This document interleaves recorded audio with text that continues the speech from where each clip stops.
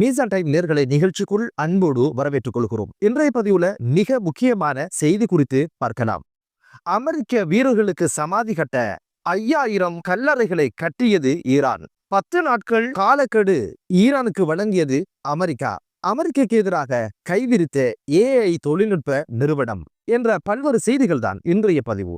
Al Jazeera நிறுவனம் ஒரு செய்தியை வெளியிட்டிருந்தது. அது என்ன அப்படின்னு பாத்தீங்கன்னா, அமெரிக்காவினுடைய ராணுவ வீரர்கள் யுத்தத்துல கொல்லப்படும் சந்தர்ப்பத்துல அவங்கள நாட்டுக்குள்ளேயே புதைத்து சமாதி கட்டுவதற்காக 5000 கல்லறைகளை ஈரான் இப்போது தயார்படுத்தி இருக்கின்ற செய்தியை ஈரானுடைய உள்நாட்டு செய்தித்தளமான மெஹர் என்ற செய்தி நிறுவனம் செய்தியாக வெளியிட்டது பெரும் அதிர்ச்சியை ஏற்படுத்தியிருக்கு. இந்த ஒரு செய்தி குறித்து பல்வேறு விஷயங்கள் இப்போது பேசு பொருளாக மாறி இருக்குது. படைகளை தயார்படுத்துவது, பேச்சுவார்த்தைகள் என்ற பல்வேறு விடயங்கள்ல முன்முறவாக இருந்த ஈரான் திடீரென 5000 கல்லறைகளை ஏன் கட்டியது அப்படின்னு பல விமர்சனங்களை உருவாக்கி. இதுல சொல்லப்படுற விஷயம் என்ன அப்படின்னு பாத்தீங்கன்னா, அமெரிக்காவுக்கு இது உளவியல் தாக்கத்தை ஏற்படுத்துவதற்கான ஒரு தாக்குதல் அப்படின்னு ஒரு விஷயம் சொல்லப்படுது. யுத்தம் உங்களை கொண்டு எங்கட பூமியில சமாதி கட்டி ஒரு மியூசியமாக வச்சு வரலாறு படைக்க போறோம் அப்படின்ற ஒரு விஷயத்த சொல்ற ஒரு துணையில தான் இந்த ஒரு விஷயம் இருந்திருக்கும் அப்படின்ற ஒரு விஷயம் சொல்லப்படுகின்ற இந்த சூழல்ல, அப்படியாக இருந்தா அமெரிக்காக்கு செய்தி சொல்வதாக இருந்தால் மெஹர் என்று சொல்லுகின்ற உள்நாட்டு செய்தியில எதற்கு இதை நீங்க வெளியிட்டீங்க? சர்வதேச ஊடகங்கள் செய்தியாக வெளியிட்டால் தானே அது அமெரிக்காவுக்கு செய்தியாக போய் சேரும் அப்படின்ற கேள்வியும் எழ ஆரம்பிச்சிருக்கு. அடுத்த விஷயம் என்ன சொல்லப்படுது அப்படின்னு கேட்டீங்கன்னா, உள்நாட்டுல அமெரிக்காவோட அல்ல கையா நொல்ல கையா இருந்து உளவு பார்த்து தகவல் கொடுத்து ஆர்ப்பாட்டம் செய்யறவங்களுக்கு ஒரு மிரட்டலை விடுறதுக்கு தான் ஈரான் இப்படியான கல்லறைகளை செதுக்கிருக்கு, இந்த கல்லறைகளை கட்டி முடிச்சிருக்கு அப்படின்னு ஒரு விஷயம் சொல்லப்படுது. அதாவது அமெரிக்க வீரர்களை கொண்டு இங்க புதைக்க போறோம், அதுக்குள்ள உங்களுக்கு சமாதி கட்டிடுவோம், அவங்களுக்காக வெயிட் பண்ண கூடாது என்ற ஒரு மிரட்டலை சொல்லாம சொன்னதோ அப்படின்ற ஒரு விஷயமும் பேசப்படுது. அடுத்த ஒரு விடயம் சொல்லப்படுது என்ன அப்படின்னு பாத்தீங்கன்னா, ஆர்ப்பாட்டக்காரர்களை சத்தம் இல்லாம கொண்டு இப்படியான தஹ்ரானுடைய வெளிப்புற பிரதேசத்துல இந்த கல்லறைகளை அவங்களை புதைக்கிறதுக்கான ஏற்பாடை ஈரான் செய்திருக்கும் அப்படின்னு ஒரு விஷயம் சொல்லப்படுது. இந்த ஒரு விஷயம் தான் ஏற்புடையதாக பார்க்கப்படுது. காரணம் என்ன அப்படின்னு பாத்தீங்கன்னா, ஈரானுடைய சட்டவாக்கம் என்ன சொல்லுது அப்படின்னு கேட்டீங்கன்னா, அரசுக்கு எதிரான புரட்சியை பெரும் குற்றமாக பார்க்கறதுனால ஈரானுடைய பிரஜைகள் அடக்கும் இடத்துல அடக்க முடியாது, தனி இடம் ஒதுக்கி வெறுத்திருக்கிறது என்பதை காட்டுவதற்காக செய்திருக்கலாம் என்ற ஒரு விஷயமும் சொல்லப்படுது. என்னதான் இருந்தாலும் இப்போதைக்கு 5000 கல்லறைகளை கட்டி அமெரிக்க ராணுவர்களுக்கு சமாதி கட்டுகின்ற ஒரு சூழல் இருக்குது அப்படின்ற ஒரு விஷயமும் பேசுபொருளாக மாறி இருக்கு. இதுக்கிடையில அமெரிக்கா ஈரான் யுத்தம் மூடும் அப்படின்னு ஒரு விஷயம் பேசப்படுகின்ற இந்த சூழல்ல அமெரிக்காவுடைய ஜனாதிபதி டொனால்ட் ட்ரம்ப் ஒரு அர்த்தமுள்ள ஒப்பந்தத்துக்கு போகலாம் அப்படின்னு சொல்லி ஈரானுக்கு 10 நாட்கள் காலக்கெடு கொடுத்திருந்த ஒரு சம்பவம் இப்போது மிக பெரும் பரபரப்பை ஏற்படுத்திருக்கு. எதனால இந்த மனமாற்றம்?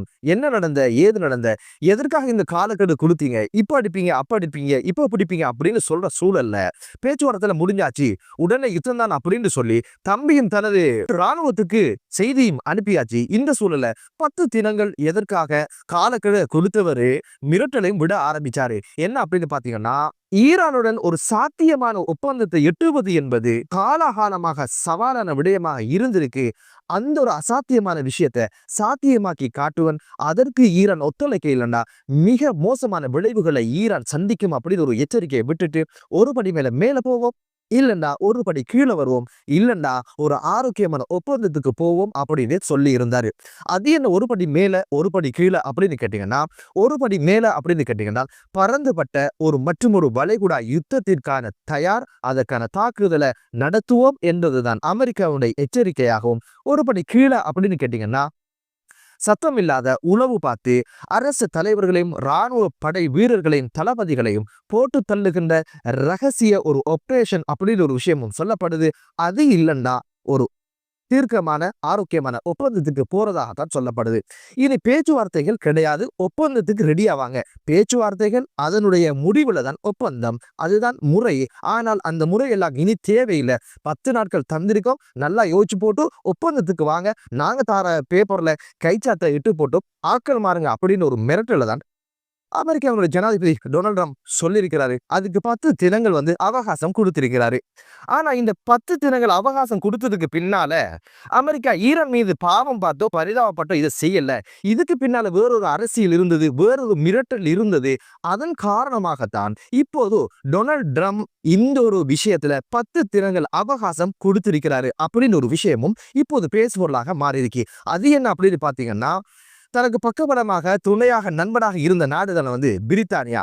அந்த பிரித்தானியா இப்போ ஒரு எச்சரிக்கை விட்டுருக்கு. என்ன அப்படின்னு பாத்தீங்கன்னா, ஈரான் மீது தாக்குதல் நடத்துவதற்கு சாகோஸ் தீவுகளில் இருக்கின்ற எமது வான்படை தளங்களை ஒருபோது நீங்க பயன்படுத்த கூடாது அப்படின்னு ஒரு விஷயத்தை கண்டிப்பாக சொல்லியாச்சு. அமெரிக்க ஜனாதிபதி டொனால்ட் ட்ரம்ப் இந்த தாக்குதலுக்காக இந்த தீவுகளில் இருக்கின்ற பிரித்தானியாவுடைய வான்படை தளங்களை தான் பயன்படுத்துவதற்கான எண்ணத்தில் இருந்ததாகவும் அதற்கான அனுமதியை கோரி இருந்தாரு. இந்த சந்தர்ப்பத்துல தான் பிரித்தானியா சொல்லியிருக்குது, இது போன்ற விடயங்களுக்கு நாங்க ஒத்துழைப்பு வழங்க மாட்டோம், இது சர்வதேச சட்டங்களை மீறுகின்ற ஒரு விஷயம், இதுக்கு ஒத்துழைப்பு தர முடியாது, எமது வான்பரப்பையோ நிலப்பரப்பையோ நீங்கள் பயன்படுத்த கூடாது அப்படின்னு ஒரு எச்சரிக்கையை விட்டிருக்குது. மற்றும் ஒரு இடி இப்போது விழுந்திருக்கு. அது என்ன அப்படின்னு பாத்தீங்கன்னா, ஆந்த்ரோபிக் என்று சொல்லப்படுகின்ற ஏஐ தொழில்நுட்ப நிறுவனம் தனது கிளாட் என்று சொல்லப்படுகின்ற மென்பொருட்களை ஏஐ பயன்படுத்த கூடாது இந்த யுத்தத்தில் அப்படின்னு ஒரு விஷயத்தை இப்போது அமெரிக்கா ஜனாதிபதி டொனால்ட் ட்ரம்புக்கு சொன்னது மட்டுமல்ல, பெண்டகனுக்கும் எழுத்து மூலம் அறிவிச்சுட்டாங்க. நேரடி யுத்தங்களுக்கோ மனிதர்களை படுகொலை செய்வதற்கோ எமது மென்பொருட்களை பயன்படுத்துவது தர்மத்தின் அடிப்படையில் பிழை என்ற ஒரு விஷயத்தை கோடிட்டு காட்டி இது எமது எதிர்காலத்துக்கு பாதகமான விளைவுகளை உண்டு பண்ணும், அதனால எமது மென்பொருளை இந்த யுத்தத்தில் நீங்க பயன்படுத்த கூடாது அப்படின்னு ஒரு விஷயத்த சொல்லிட்டாங்க. இந்த யுத்தத்திற்கும் இந்த தடைக்கும் என்னதான் சம்பந்தம் அப்படின்னு ஒரு கேள்வி உங்களுக்குள்ள இருக்கும். இந்த யுத்தத்தை நடத்தி முடிப்பதற்கும் இதில் வெற்றி வாகை சூடுவதற்கும் பெண்டகன் நம்பி இருப்பதே இந்த ஏஐ தொழில்நுட்பம் அப்படின்னு சொல்லப்படுது. இந்த ஏஐ தொழில்நுட்பத்தினுடைய பங்கு என்ன அப்படின்னு பாத்தீங்கன்னா, இந்த யுத்தத்துல முதலாவது வேகமாக முடிவெடுக்கும் திறனை கொண்டது அப்படின்னு சொல்லப்படுது. எதிரியோட நடமாட்டம் எங்க இருக்குது, எவ்வகையான விமானங்கள் தம்மை நோக்கி வருது அப்படின்ற ஒரு விஷயத்த இந்த ஏஐ துல்லியமாக கணித்து பதில் தாக்குதலை மனிதனோட வேகமாக நடத்தி முடிக்கும். ஆளில்லா விமானங்களை இயக்குவது இந்த ஏஐ அப்படின்னு சொல்லப்படுது. இலக்குகளை துல்லியமாக கணித்து துல்லியமான முறையில தாக்குதலை நடத்தி எதிராளிகள் நிலைகுலைய செய்கின்ற மிக முக்கியமான ஒரு பங்களிப்பை இது செய்வதாகவும் சொல்லப்படுது. அந்த ஒரு விஷயமும் இப்போது முடியாத ஒரு நிலைக்கு அமெரிக்கா தள்ளப்பட்டிருக்கு. பெண்டகனுக்கு இருந்த மிகப்பெரிய பலம் ஆயுதத்தை விட இந்த ஏஐ தொழில்நுட்பத்தை நம்பித்தான் இந்த யுத்தத்துக்கு வந்ததாக சொல்லப்படுது. இப்போது இந்த ஏஐ நிறுவனம் இதற்கான தடையை விதிச்சதுனால இந்த யுத்தத்தை எப்படி மேற்கொள்ற அப்படின்ற மிகப்பெரிய ஒரு கேள்வியும் மிகப்பெரிய ஒரு அச்சமும் இப்போது அமெரிக்காக்கு ஏற்பட்டதன் காரணமாகத்தான், இந்த 2 காரணங்களால் தான் 10 தினங்களாவது தள்ளி வச்சு இவங்களோட பேச்சுவார்த்தை நடத்தி எப்படியாவது வளைச்சு போடலாம் அப்படின்னு ஒரு எதிர்பார்ப்புல இப்போது டொனால்ட் ட்ரம்ப் 10 தினங்கள் யோசிச்சு பாருங்க, உடனடியாக ஒப்பந்தத்துக்கு வாங்க, கைச்சாத்திடலாம் அப்படின்னு ஒரு இடத்துல இருக்கிறதோட இப்போது ஈரானை மிரட்டுவதற்கு இன்னும் பல யுக்திகளை கையாண்டிருக்கிறாங்க. அது என்ன அப்படின்னு பாத்தீங்கன்னா, இப்போதைக்கு மத்திய கிழக்கு நாடுகளுக்கு 120 போர் விமானங்களை இப்போது நகர்த்தி இருப்பதாகவும், அது மட்டுமல்ல ஐரோப்பா நாடுகளில் இருக்கின்ற தமது இராணுவ தளங்களினூடாக 250 இராணுவ சரக்கு கப்பல்களை இப்போது மத்திய கிழக்கு நாடுகளுக்குள்ள நகர்த்தி இருப்பதாகவும் சொல்லப்படுது. இத்தனையும் காட்டி இந்த 10 தினத்துக்குள்ள எப்படியாவது ஈரான அடிப்படையை வச்சு கைச்சாத்திட்டு ஒரு உடன்படிக்கைக்கு போயிடலாம் என்ற ஒரு கனவுதான் இப்போது டொனால்ட் ட்ரம்புக்கு ஏற்பட்டிருக்கு. இந்த பின்னடைவுக்கு ஒரே ஒரு காரணம் என்ன அப்படின்னு பாத்தீங்கன்னா, நம்பி வந்த ஏஐ தொழில்நுட்பமும் பிரித்தானியாவும் கால வாரி விட்டதனால இந்த யுத்தத்தை இது ரெண்டும் இல்லாமல் தொடங்க முடியாது அப்படின்னு ஒரு விஷயம் தான் சொல்லப்படுது.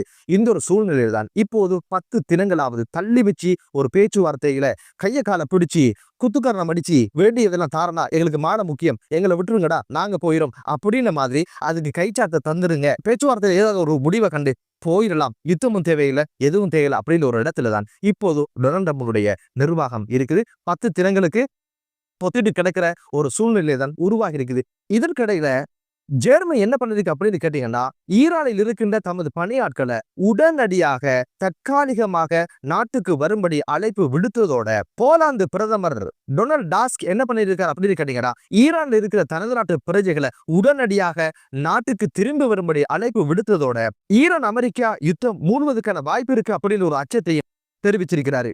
பொறுத்திருந்து பார்க்கலாம், ஈரான் இதை சாதகமா பயன்படுத்திக் கொள்ளுமா அல்லது அடிபணிந்து ஒப்பந்தம் என்ற ஒரு விஷயத்துக்கு முன் வருமா அப்படின்ற ஒரு விஷயம் 10 தினங்கள்ல தெரிய வரும். இதுக்கு பிற்பாடு என்னென்ன விஷயங்கள் நடந்து முடிய போகுது அப்படின்னு சொல்லி என்னதான் இருந்தாலும் மத்திய கிழக்கு நாடுகள்ல அமைதியான ஒரு சூழல் உருவாகட்டும் என்று கூறி மற்றொரு காணொளியிலே உங்கள் அனைவரையும் சந்திக்கும் வரை விடைபெறுகிறேன். நன்றி.